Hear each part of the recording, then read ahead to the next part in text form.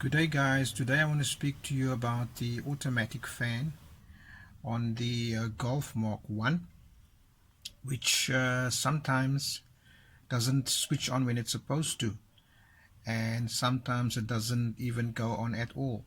So in this segment I just want to give you a few tips as to see what you can check to remedy the situation.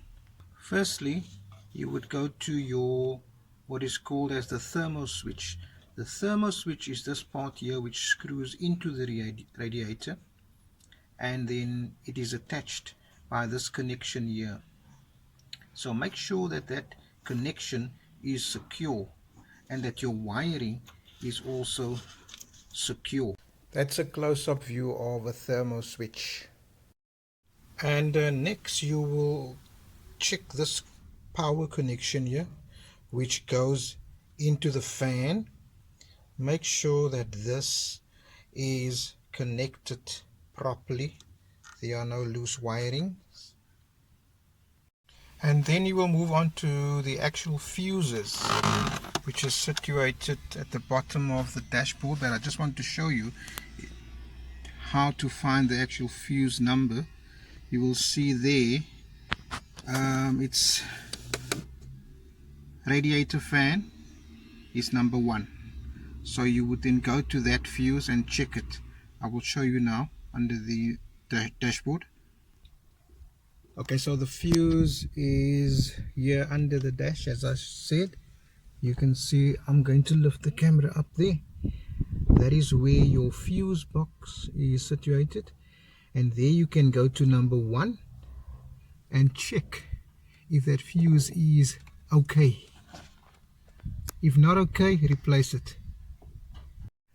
Now after you've gone and done all those checks, and by the process of elimination to try and find out what the cause is of your fan not going on, it could be that your thermal switch needs to be replaced, because just to give you an idea, the Golf temperature gauge normally, when it comes to about there and a little bit further, sometimes the fan goes on and it cools it down, and it sort of brings it down back to the middle again. Some cars I've noticed it goes on a little bit before it gets to the light, but that is generally how the temperature gauge should react when the car is hot. But if it's a case of the gauge going too far over there, and then the fan switch only comes on, then you may have a problem, and it may mean that you need to replace that switch. Okay, so if you do need to replace your thermal switch, all that needs to be done is disconnect this from here, and then this simply screws out, and a new one you would simply just screw back in. Now just a word of caution: when you purchase a thermal switch, make sure you purchase a good quality one. Don't purchase cheap quality. This is a very important part. I have heard people go on about the thermal switch that comes from the Peugeot. They say a Peugeot switch is good and all that.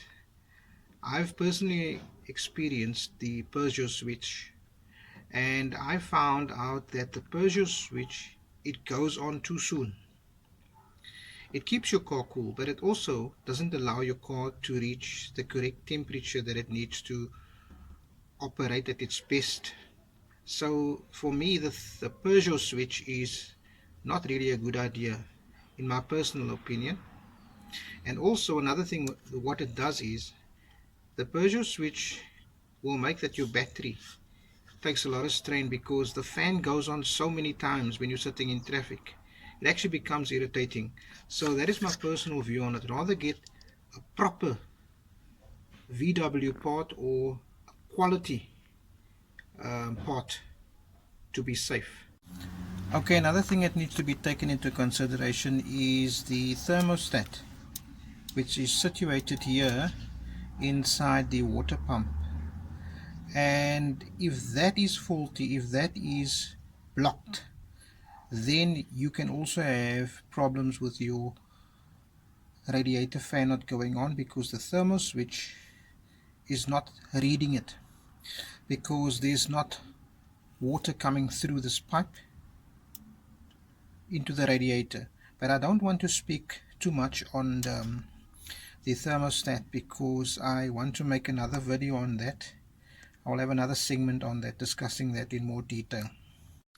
Okay guys, so that's just a few tips for you to ponder on, for you to just carry out with regards to your fan that's not coming on, and I hope it helped you.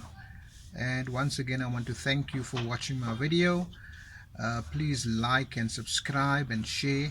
Thank you very much.